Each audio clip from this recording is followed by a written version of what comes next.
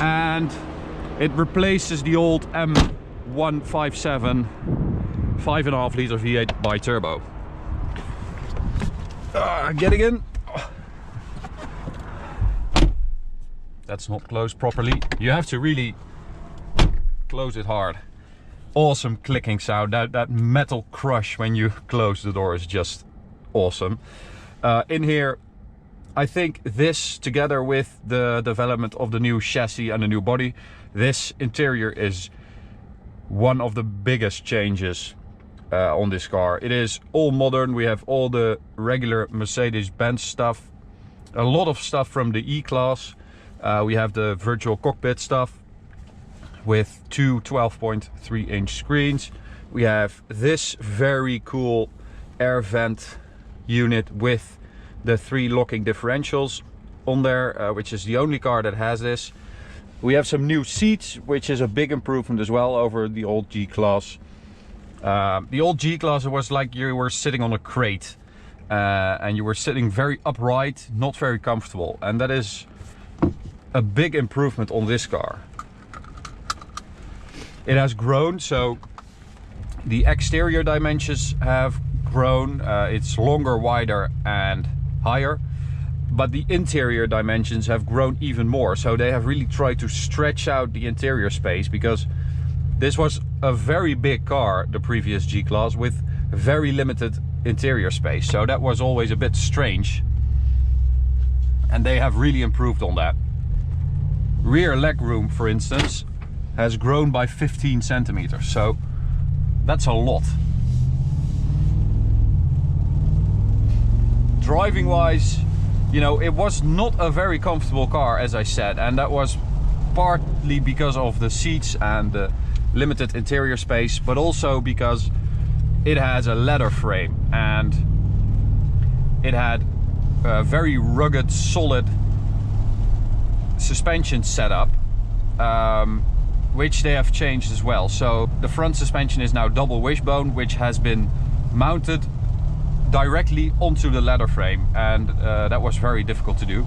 The rear still has a solid mounted suspension unit, but that front end is much better now, because you actually have some turn in, you have some direct steering inputs that translate into the car moving left or right, while in the old one it was just guessing how much steering input you needed to go somewhere. All right, while we're on this little straight here, I'm going to get the draggy ready. Keep in mind, it is raining, it is very wet. Of course, we have all-wheel drive, but we also have 850 Newton meters. So we don't have launch control. We're just going to do a little brake launch and see what we can do. Here we go. Oh man, wiggles about 4.4. It does wiggle about a bit, and it does sort of struggle to get the power down, but it is violent, this car. It is so quick, and that's also because it has the new 9-speed automatic gearbox. That's also a big improvement. You just feel that everything that they have done to improve this car has mainly been to modernize it and to make it more comfortable. Let's see if we can do another one here. Why not? Here we go. No, I don't think that was quicker. Ah, it was 4.38. So we actually managed to do a 4.3 second 0 to 100 earlier, which is just mental. By the way, if you want one of these draggies for yourself, it's mounted up there. You can buy it in our store. Go check it out, ignitioncollection.com. You can measure your own car's performance, which is pretty cool. So, as I said, the body has had a lot of changes as well. So we've got a lot of composites, we've got aluminium fenders, aluminium engine cover or hood. The roof is new as well. They have used all these new types of welding to make it stronger, lighter.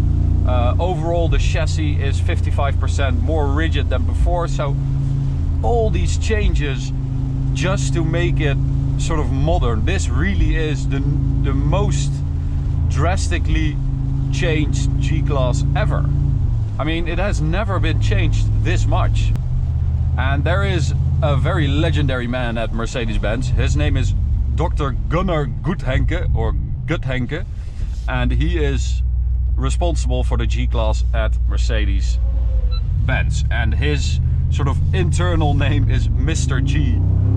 How cool is that? And he said at the introduction of this car that there were 3 types of customers who buy this car.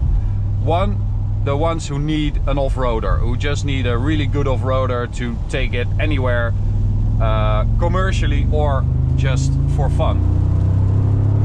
Number 2, people who buy it for the aesthetics.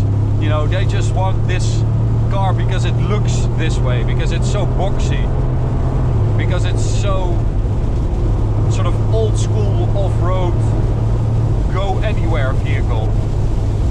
And number 3, the people who just want the craziest AMG you can buy. And well, I would say that this definitely is the craziest AMG. It is so extravagant. Oh man, it's coming down hard now. Go windshield wipers, full speed. Of course, this windshield being so upright means that, you know, everything hits it full on. They actually, you know, they could have improved the rake on the windshield to make it more aerodynamic, to make it, you know, to make more space here for the dials and stuff, but they didn't. They just improved it by less than 1 degree. So it's still this super upright window right in front of you, which is just awesome. It's a view like no other car. You have this big hood with those external blinkers, which cost 5 times as much to develop because of modern safety regulations.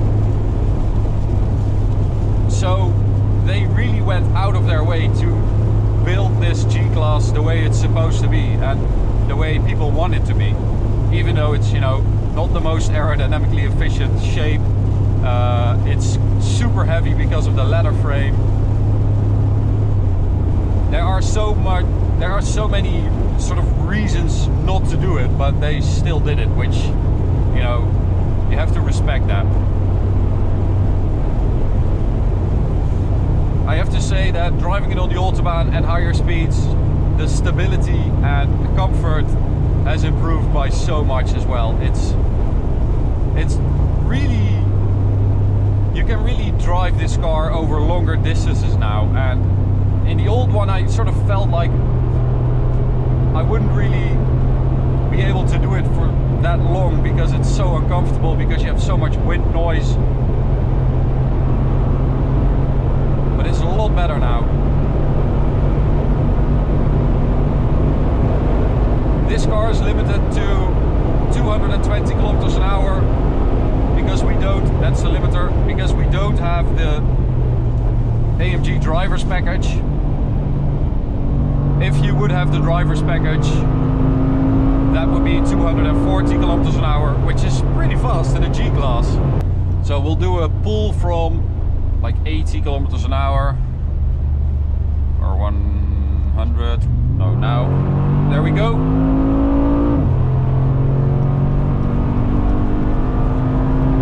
So it actually picks up really well. You feel that 4-liter V8 bi-turbo is much more aggressive than the old 5.5 liter. I think the 5.5 liter did sound a bit more like, it was a bit more like barky and thundering at lower speeds than this is, but they have definitely tried to sort of capture that essence in the sound engineering for this car. So if we put it in manual and we'll go to 5th gear,